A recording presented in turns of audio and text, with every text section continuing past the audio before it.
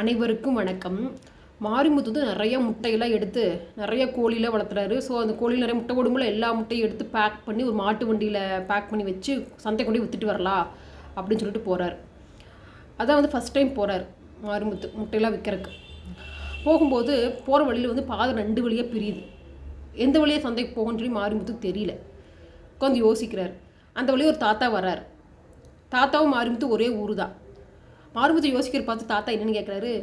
மாரிமுத்து நில்லப்பா, உன் மனசுக்குள் என்னவென்று சொல்லப்பா அப்படின்னு சொல்லி கேட்குறாரு. உடனே மாரிமுத்து சொல்கிறாப்புல, இல்லை சந்தைக்கு போய் முட்டைகளை விற்றுட்டு வரணும், 2 பாதை பிரியுது, எந்த பாதையில் போகணும் அப்படின்னு சொல்லி கேட்குறாரு. உடனே வந்து தாத்தா சொல்கிறாரு, 2 பாதையுமே சந்தைக்கு தான் போகும், சந்தைக்கு போய் தான் சேரும். அதனால் வலது பக்கம் போனால் 2 கிலோமீட்டரில் சந்தைக்கு போயிடலாம், இடது பக்கம் போனால் 6 கிலோமீட்டர் ஆகும், இருந்தாலும் பரவாயில்ல நீ இடது பக்கமே போ அப்படின்னு சொல்கிறார். உடனே மாரிமுத்து வந்து, நீ என்ன முட்டாளா, 2 மைல் தான் பக்கம், வலது பக்கம் போனால் சீக்கிரம் போய் முட்டை விற்றுட்டு சீக்கிரம் வீட்டுக்கு வந்துடலாம், நீ வந்து நேரு வழியில் போகணும்னு சொல்கிறீங்க, 6 கிலோமீட்டர் போய் சுற்றிட்டு போக சொல்கிறீங்களா அப்படின்னு சொல்லி கேட்குறாப்புல. உடனே வந்து தாத்தா சொல்ல, இல்லைப்பா இடது பக்கம் வந்து 6 கிலோமீட்டர் இருந்தாலும் பாதை நல்லா இருக்குது, வலது பக்கம் கொஞ்சம் கரடு முரடாக இருக்குது அப்படின்னு சொல்கிறாரு. நான் மாரிமுத்து கேட்கல, வலது பக்கமே போகிறாரு. போகிற வழியில் கரடு முரடான பாதைகள்,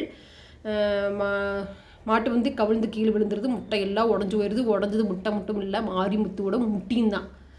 ஸோ அந்த கதை நம்ம என்ன தெரிஞ்சுக்கிட்டோம், குறுக்கு வழியில் போனால், ஷார்ட்கட்டில் போனால் சீக்கிரம் முன்னேறலன்னு நினச்சி போனோம்னா நமக்கு ஆபத்து தான். டைம் ஆனாலும் பரவாயில்ல, நேர் வழியில் போகலாம், வாழ்க்கையை சாதிக்கலாம்.